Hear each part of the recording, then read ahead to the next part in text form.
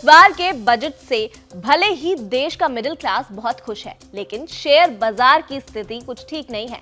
ऊपर से Donald Trump के टैरिफ वॉर और विदेशी निवेशकों के पैसों की निकासी के चलते देश का स्टॉक मार्केट जबरदस्त गिरा है। 3 फरवरी का दिन शेयर मार्केट के निवेशकों के लिए निराशाजनक रहा। बीएसई सेंसेक्स जहां 319.22 अंक गिरकर 77,186.75 पर बंद हुआ, वहीं निफ्टी गिरकर 23,261 तक आ गया। इस गिरावट से निवेशकों को 4.36 लाख करोड़ रुपए का नुकसान हुआ है। इतना बड़ा नुकसान होने के पीछे बजट और ट्रंप की नीतियां कितनी जिम्मेदार है, आज हम इसी पर बात करेंगे।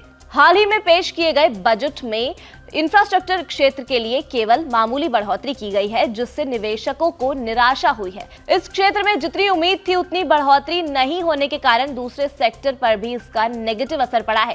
रुपए की गिरावट ने भी मार्केट को प्रभावित किया है। रुपये का कीमती डॉलर के मुकाबले नए रिकॉर्ड निचले स्तर पर पहुंच गया है, जिससे आयात होने वाली वस्तुओं की लागत बढ़ गई है और महंगाई का खतरा भी बढ़ गया है।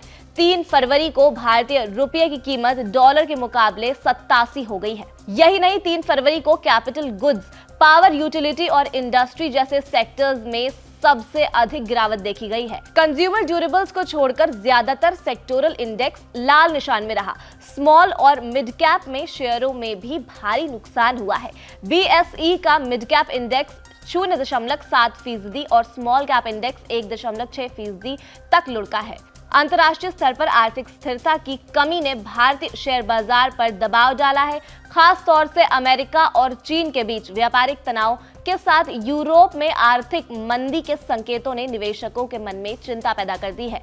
इससे भारतीय बाजार में बिकवाली का माहौल बना हुआ है। इसके अलावा ट्रंप के फैसले के कारण भी स्टॉक मार्केट में गिरावट आई है। अमेरिका ने कनाडा और मेक्सिको पर 25% और चीन पर 10% टैरिफ लगाने की घोषणा की है। इससे ट्रेड वॉर की आशंका बढ़ गई है। ट्रंप के टैरिफ के बदले कनाडा ने भी धमकी दी है। वहीं चीन ने विश्व व्यापार संगठन में शुल्कों को चुनौती देने को कहा। अमेरिकी डॉलर ऑफशोर ट्रेडिंग में चीनी युआन के मुकाबले रिकॉर्ड ऊंचाई पर पहुंच गया है। अमेरिकी टैरिफ की घोषणा के बाद तेल की कीमतों में उछाल आया है। इससे अमेरिका के 2 सबसे बड़े आपूर्तिकर्ताओं में संभावित कच्चे तेल की आपूर्ति में व्यवधान की चिंता बढ़ गई है। हालांकि ईंधन की कम मांग की संभावना ने लाभ को सीमित कर दिया है। बाजार की इस गिरावट ने निवेशकों को चिंता में डाल दिया है। हालांकि एक्सपर्ट्स का कहना है कि आने वाले दिनों में बाजार में सुधार हो सकता है और अगर वैश्विक आर्थिक स्थिति स्थिर होती है तो घरेलू